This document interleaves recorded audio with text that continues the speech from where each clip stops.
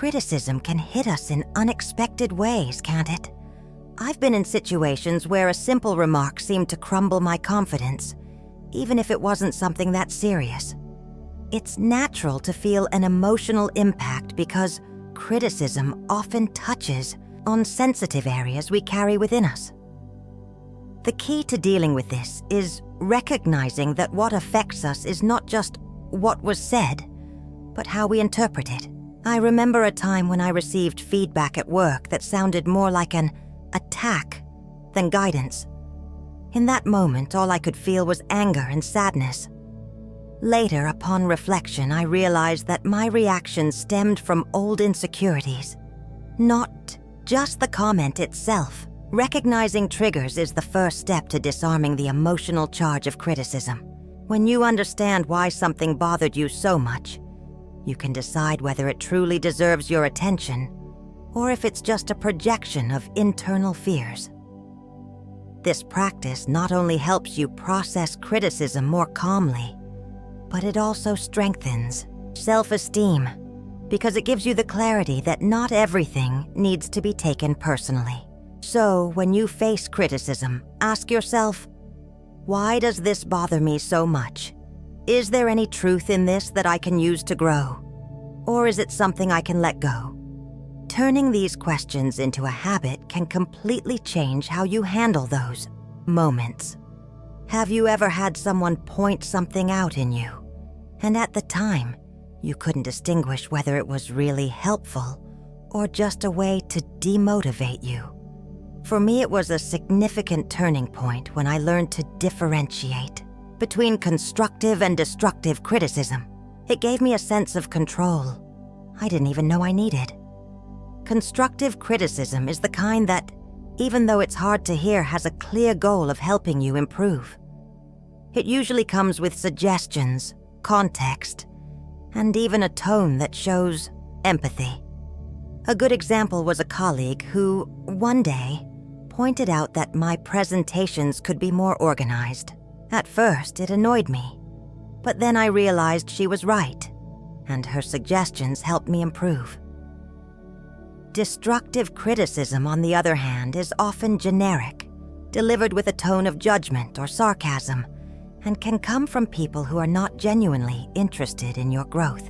I remember a hurtful comment I received on social media, something like, "You'll never be good enough." It was painful at the moment, but upon analysis, I realized it was just someone pouring negativity without any value for my life. Learning to separate these two types of criticism is liberating. If the criticism is constructive, it can be a valuable learning opportunity. If it's destructive, it's something you can simply ignore. After all, no one has the power to define your worth but you. Remember, not every criticism deserves your energy. And sometimes the greatest act of self-love is simply not allowing empty words to take up space in your mind. When we think of criticism, the first reaction is usually defensive. No one likes being pointed out or having their flaws exposed, right? But what happens when we stop, take a deep breath, and see these moments as chances for learning? It was something I learned the hard way, but it completely changed my perspective. Once I participated in a project that meant a lot to me. After presenting my work, a more experienced colleague gave me very direct feedback. "You have good ideas, but you need to be clearer in your execution." At that moment, I felt as if my effort was in vain, as if he was invalidating everything I had done. But upon reflection, I realized there was truth in his words. Instead of shutting down, I started working on organizing my ideas. I adopted simple methods, like jotting down my main objectives and practicing my presentations with friends. Over time, I received praise for my progress, and that only happened because I decided to see that criticism as a push, not an attack. Transforming criticism into leverage is an exercise in humility and courage. It's accepting that no one is perfect, but everyone can improve. Think of each constructive criticism as a piece of a puzzle that, when put together, reveals an even better version of yourself. Now, how about reflecting on that criticism you feared hearing the most? What if it is the key to something greater? How many times have you found yourself saying yes to something, even when you felt deep down that you shouldn't? For many people, especially those with generous hearts, saying yes becomes almost automatic. But the truth is that saying yes all the time can come at a high cost. I learned this the hard way. There was a period in my life when I was always available for others. If someone needed help, I was there. If they asked for a favor, it was hard to refuse.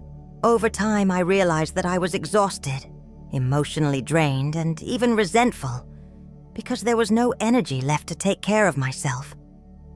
I thought I was being good, but in reality, I was neglecting myself. That's when I started to practice saying no. At first, it felt impossible. I felt guilty, worried about what people would think of me. But I discovered that no doesn't have to be rude or final. It can be said with love and respect, both for the person asking and for the person saying it. I learned to ask myself, is this really aligned with what I need right now? When it wasn't, I gently explained my position.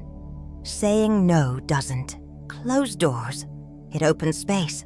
Space for your peace, your projects, and your happiness. And you know what's most interesting?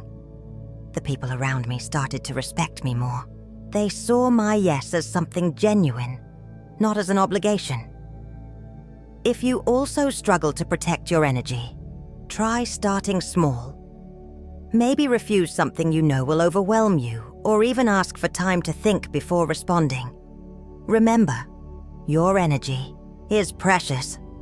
Take care of it as you would a garden, with attention and care. Have you ever found yourself in a situation where you should have said no? How do you think that would have changed the scenario?